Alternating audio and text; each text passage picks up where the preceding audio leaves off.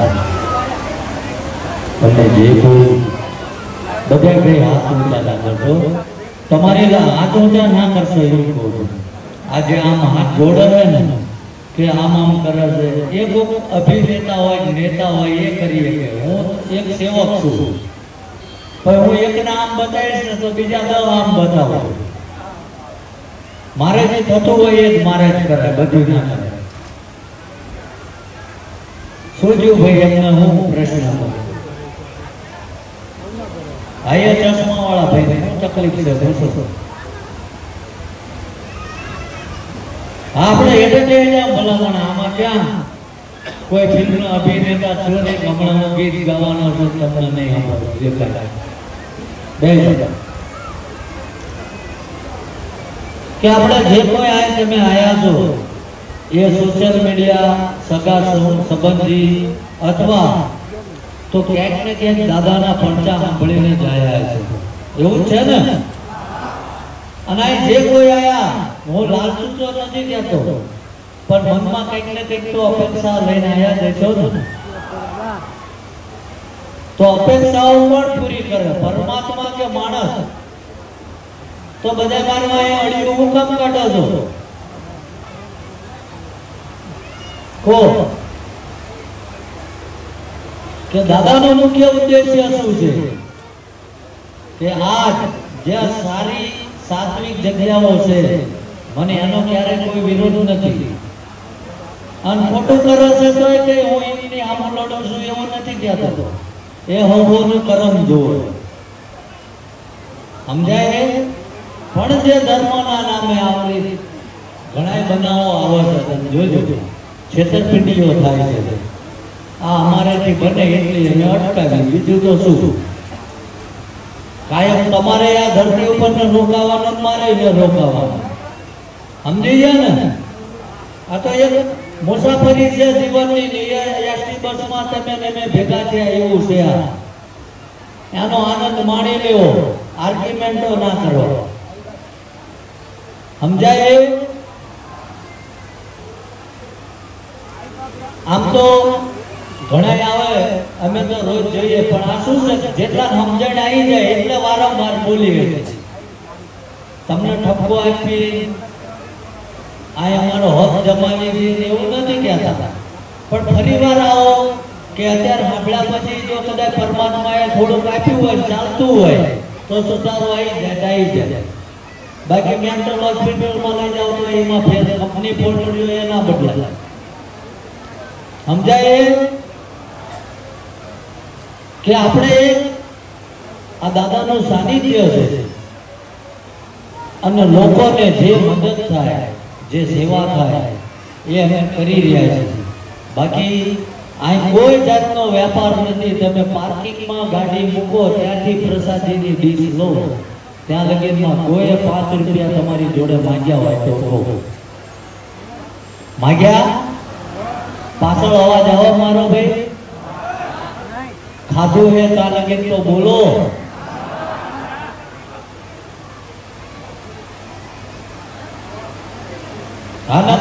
ભગવાન આવતા ભવમાં મુદ્દા રાખશે અને જ્યાં નથી વેતનવાની ત્યાં તો આખા ગામની પંચાયત કરો.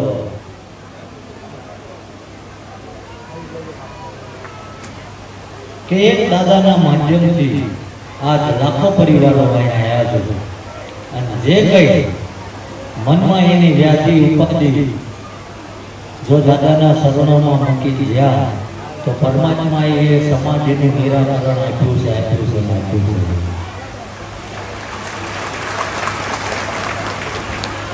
પણ બધી આપણી મરજીથી આ જગતમાં થતું નથી, એટલું એક યાદ રાખવું.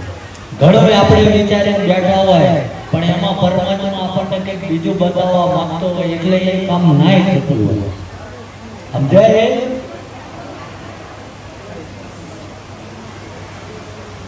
કે આ સાનિધ્ય એવું છે કદાચ હું બીજાની હારે સરખામણી નથી કરતો, પણ જો માણસ સાચી વૃત્તિ લઈને આવ્યો ને તો કોઈ મારા ઠાકરે હાથમાં આંગળીઓ લઈને પાછો નથી જવા દીધો. એટલે નક્કી આપણે કરવાનું, કાયદા કાનૂન આ જગ્યામાં આવીને અમને નહીં શીખવાડવાનું, કારણ કે કોઈનું માગીને એને નથી ચલાવતા. સમજી ગયા? એટલે જે પરમાત્મા પીરસે છે એનો આનંદ માણો, અને એ આનંદ ના માણતા આવડતું હોય તો તમને જ્યાં મજા આવે અહીંયા જાવ. કોઈને કંકોત્રીને લખી ભાઈ, આ તો જેને થાકી ગયેલા છે, જેને ખરેખર પૈસાની જરૂર છે, કોઈ થાક લાગ્યો છે, ટેકાની જરૂર છે, તો એ ટેકો બનીને મેં ઊભા છે. કોઈનો ટેકો નથી લીધો કે અહીંયા આવો ને સૂચિત કરી આપશું. તમારી લાયકાત, તમારા કર્મો, તમારો ધર્મ જાગ્યો હોય છે તો પરમાત્મા તમારું સાંભળશે. બાકી મફત તો જવા ન દેતા, ફરસાદી 2 ટાઈમ ખવડાવી છે, જાઓ કે ફાવે ત્યાં જજો. બીજા ઘણા તમારી રાહ જોઈને બેઠા રહે ખીચા કાપવા.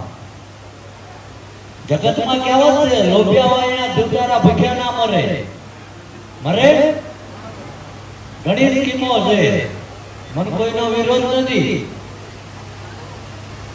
પણ ક્યાં છે તમારી ઉપર બહુ મહેનત કરેલું છે ને આ કરવું પડશે, ફલાણું કરવું પડશે, અને ઘણા આમાં બેઠા કરીને જાય. આવું બધું કર્યું હે ને, વાયા મોઢા મગ ભૂલ્યા ભર્યા હે.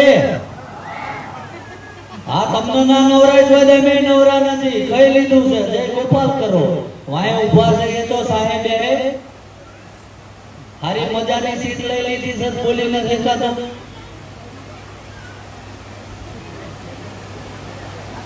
ગમે ત્યાં થાવ, પરમાત્મા પાસે નિર્દોષ ભાવ દેજો. પરમાત્મા પાસે ક્યારે માંગવાની જરૂર નથી, એ આપ્યા વગર રહેતો નથી. પણ આપણને આપણી ઉતાવળ ભટકાવવા ગમે. આ ઘણા મન આવે, ફલાણાએ મારું આટલા ધંધામાં મન દગો કર્યો, મન આમ થઈ ગયું, પણ ત્યારે ત્યાં વિચાર કર્યા વગર કેવો માણસ છે એની ભેગો ધંધો કર્યો, તાર ભોગવવા આવ્યું ને ભાઈ. સાચું કે ખોટું?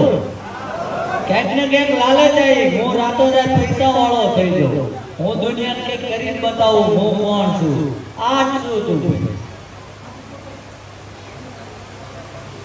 પછી આપણે દાણા સુધાય, જો એનો ખરાબ કેટલા દિન થઈ છે એમ ક્યારે નથી થતું.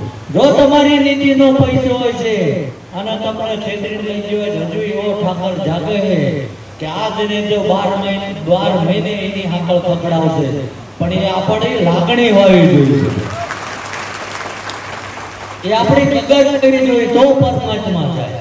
દાણા ના ખાયો જે છે દેવ છે, આ કઈ દાડિયું છે તે મેં બટન દબાવીને હાંડલા છોટી જાય થાય એવું. અને તોય છતાંય આપણે બધે આવી જગ્યાએ જવી છે ને કે અમે ક્યારે એવું નથી, બધા અમને માનતા જ હોય, પછી અમારા વિરોધી હોય. કારણ કે કેમ? એના મા બાપના ગુણ એવા છે, એનામાં એવું લોહી એવું છે, તારે એ નબળું બોલે છે, બધાય જેવા નથી હોતા. અને અમે હારાજી એવું હજુ સાબિત નથી થયું. અમે તો એક પ્રયાસ કર્યો છે, પરમાત્માની મરજી છે ત્યાં લગી ચાલશે, બાકી આમાં કઈ નફો નુકસાન નથી. લોકોના ખિસ્સા કાઢીને મેં જલસા ના કરતા હો. હા, બોલવા વાળા ઘણા બોલે છે કે આમ બાપુ ફર્યા નામ. એક સિંગલ વ્યક્તિ બતાવજો કે બાપુ એને મળ્યા 100 રૂપિયા ખીચામાં નાખ્યા, આ માથું ઉતારે ભોળાનાથના પગમાં નાખી દેવાનું. એક વ્યક્તિ. અને કોક એમ કે આ તો બધું આમ છે, તો આ રેડીમેડ મંદિર આપેલું, 10 જણા તૈયાર થઈને આવજો અને અમે જે કરવી છીએ તમે કરજો, આપી દેવાનું તમને. છે કોઈ? હા, એટલે વાતું થાય. એવા નમાલા હોય ને, કોઈ જ્ઞાતિમાં જન્મ નીચ ઊંચ નથી જતા, તમારા વિચારો ઉપરથી નક્કી થાય તમે કેવા હશો. એટલે એવા બધા માટે ટાઈમ એને બગાડવાનો આપણે. કુતરા તો ભયા કરે, એમાં કઈ હાજીનો ઊંટમાં ફેરવી નાખાય નહીં ને, એનો સમય પાકે ત્યારે એમને એવો હાજી મળી જાય. અને નકર એમની નિરાદરીના બસકા ફેરવે. આપણે આપણી જીભ બગાડવાની જરૂર નથી. હું ક્યારે પરમાત્મા ના કહું કે મને આવું બોલી ગયો તો એ જવાબ આપજે, એટલું જ કહેવાનું પરમાત્માને કે ક્યાંક કદાચ એનું 5 આંગળીનું પૂન હોય તો એને સદબુદ્ધિ આપજે. બાકી ત્યાં નક્કી કર્યું છે એવું થવાનું છે. મારા બોલેલા શબ્દો એનો નથી લાગુ પડતા તો ક્યાં કંઈક એનું નક્કી અલગ કર્યું.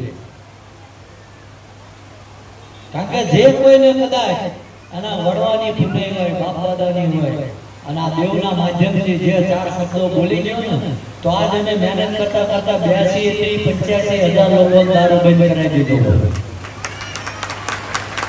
કરી જોજો, કરી દીધું. થાય છે ભાઈ, ગામમાં 5 બાટલીઓને હસવાથી આપણે અને હાથ વરે એમ બેહી કોઈ દાડો કોઈ દારૂડિયા એ ડખો નથી કર્યો. એટલે મને એ ન સમજાતું નશામાં આવડા છે કે આપણે છીએ. જે નશામાં નથી એ હડિયું કાઢીને આવો બાપુ અંદર શું કરે. અમે અમારું કામ જ કરતા હોય, બધું જોવાનું વ્યવસ્થા. હમણાં તક 4-5 વાગશે જતા રહેશે, વધુ આટલું ને આટલું માણસો રાતે આવશે. અમારે એ ભોજનની વ્યવસ્થા તો કરવાની ને, સમજાય?